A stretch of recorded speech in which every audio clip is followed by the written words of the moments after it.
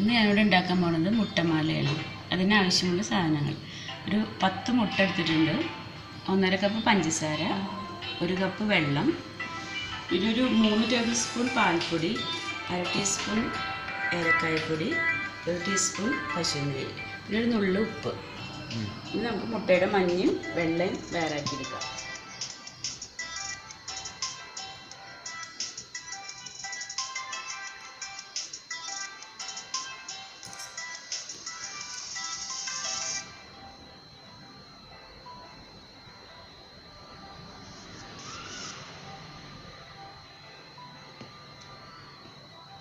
നമുക്കിനി അരിച്ചെടുക്കാം. അതിൻ്റെ പാടം നീക്കാൻ വേണ്ടിയിട്ട് നന്നായി അരിച്ചെടുക്കാം.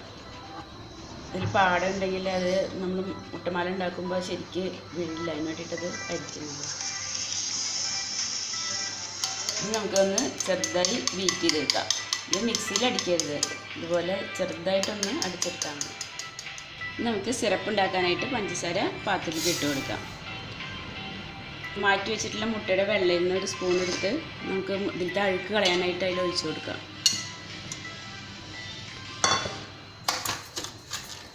ഇനി നമുക്ക് ഇതിലത്തെ വെള്ളം ഒഴിച്ചു കൊടുക്കാം.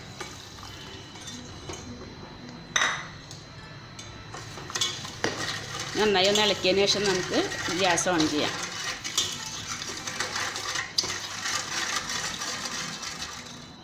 പഞ്ചസാരയൊക്കെ ഇപ്പോൾ നല്ലോണം അലിഞ്ഞിട്ടുണ്ട്. പഞ്ചസാരയുള്ള അഴുക്കൊക്കെ മേലേക്ക് പൊന്തി വന്നിട്ടുണ്ട്. നമുക്ക് അരിപ്പ് ഉപയോഗിച്ചിട്ട് ഒരു പാത്രത്തിലേക്ക് മാറ്റാം. എടുത്ത് വെച്ചിട്ടുള്ള മുട്ടയുടെ മഞ്ഞ നമ്മൾ ഇതുപോലുള്ള സോസ് ഡിസ്പെൻസറിലോ അല്ലെങ്കിൽ ഇങ്ങനെ കയ്യിലിന് ഹോളാക്കിയിട്ടോ, അതല്ലെങ്കിൽ നമുക്കൊരു ബോട്ടിലിൻ്റെ മൂടിയമ ഹോളാക്കിയിട്ടോ ചെയ്യാം. നമുക്ക് ആ സിറപ്പ് തിളച്ച് വരുന്നുണ്ട്, അപ്പോൾ അതിൻ്റെ മേലേക്ക് നമുക്കത് ഒഴിച്ചു കൊടുക്കാം.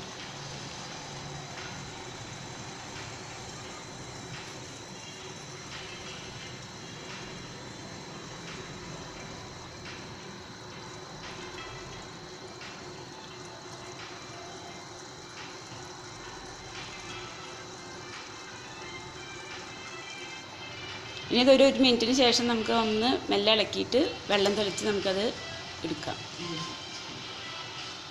എടുക്കുമ്പോൾ നമ്മളെപ്പോഴും തീ സിമ്മാക്കി കൊടുക്കണം. ഇതിൻ്റെ ആ തിളക്കിൽ അതൊന്ന് നിൽക്കാൻ വേണ്ടി നമുക്ക് വെള്ളം തെളിച്ച് കൊടുത്തിട്ട് ഇനി ഇത് കോരിയെടുക്കാം.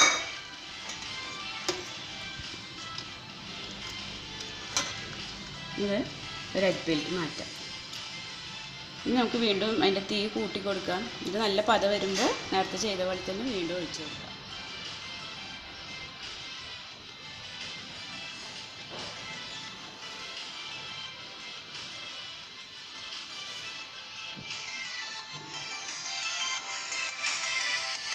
മുട്ടമാല മുഴുവൻ ഉണ്ടാക്കി കഴിഞ്ഞിട്ടുണ്ട്. ഇനി ഇത് നമുക്ക് അതിൻ്റെ സിറപ്പ് ഒന്ന് വാർന്നു പോകാൻ വേണ്ടിയിട്ട് അരിപ്പയിൽ വയ്ക്കാം. അത് ഫുള്ള് വാർന്നതിന് ശേഷം നമുക്കത് ചൂടാറിയതിന് ശേഷം അത് വേറാക്കിയെടുക്കാം. ഈ സിറപ്പ് നമുക്ക് ഇനി ഒന്ന് വറ്റിച്ചെടുക്കാം. അത് വറ്റിച്ച് ചൂടാറിയതിന് ശേഷം നമുക്ക് മുട്ടസ്വർക്കം ഉണ്ടാക്കുമ്പോൾ മധുരത്തിന് പകരം അതിൽ ചേർത്ത് കൊടുക്കാം. ഇനി നമുക്ക് മുട്ടസ്വർക്കം ഉണ്ടാക്കാം. അതിനുവേണ്ടി നമ്മൾ മുട്ടയുടെ വെള്ളം മാറ്റി വെച്ചത് നമ്മൾ മിക്സിയുടെ ജാറിലേക്ക് ഒഴിച്ചു കൊടുക്കാം. പിന്നെ ഒരു നുള്ളു ഉപ്പിട്ട് കൊടുക്കാം. നമുക്ക് ഏലക്കാപ്പൊടി, നമ്മളെടുത്ത് വെച്ചിട്ടുള്ള ഈ പാൽപ്പൊടി,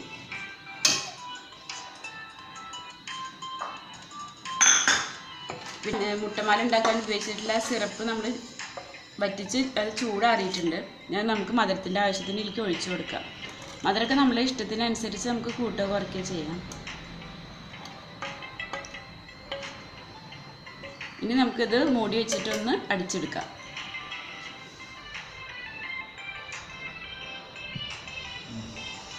നമ്മൾ മുട്ടയുടെ വെള്ളം നന്നായി അടിച്ചിട്ടുണ്ട്.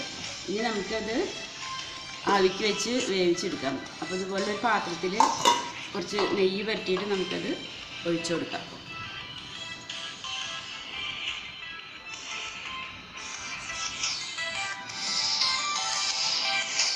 ഇനി നമുക്ക് മുട്ടയുടെ വെള്ളം നെയ്യ് പരത്തി പാത്രത്തിൽ ഒഴിച്ചു കൊടുക്കാം.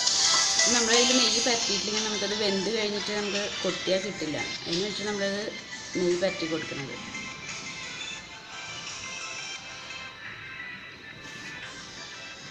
മുട്ടയുടെ വെള്ളം വേവിക്കാൻ വേണ്ടിയിട്ട് നമ്മൾ സ്റ്റീമറിൽ വെള്ളം എടുത്തിട്ടുണ്ട്. അതിൻ്റെ മേലെ ഇതുപോലെയുള്ള ഹോളിൽ എന്തെങ്കിലും പാത്രം വെച്ചത്, നിങ്ങൾക്ക് ഇതുപോലത്തെ പാത്രം ഇല്ലാന്നുണ്ടെങ്കിൽ വേറെ എന്തെങ്കിലും ഇതുപോലെ ഹോളിലെ പാത്രം മതി.